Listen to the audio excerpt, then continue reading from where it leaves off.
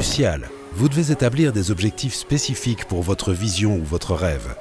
C'est bien beau de dire que vous voulez une résidence d'hiver à Hawaï. Mais ça ne suffit pas. Ça doit être mesurable. Ça doit exister dans le temps et l'espace. Combien et pour quand? Vous devez avoir un objectif mesurable pour chaque partie de votre vision et je pense que vous devez avoir au moins 101 objectifs. Allez-y à fond.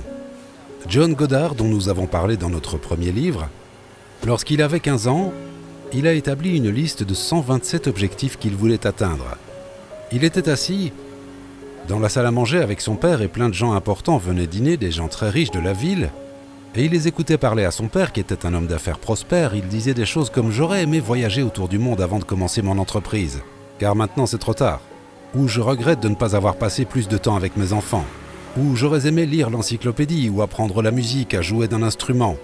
Et il s'est dit « Je veux pas vivre ma vie et arriver à 50 ou 60 ans en me disant « J'aurais aimé » ou vivre sur ce que l'un de mes amis appelle l'île des un jour.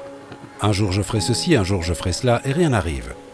Alors il a fait une liste de 127 objectifs. Ce n'étaient pas des objectifs mineurs, c'était des choses comme visiter la grande pyramide en Égypte, visiter la grande muraille de Chine, visiter le Vatican, rencontrer le pape, apprendre 3 langues, lire l'encyclopédie, tirer avec un long fusil sur une bougie à 30 mètres de distance, piloter un avion, apprendre à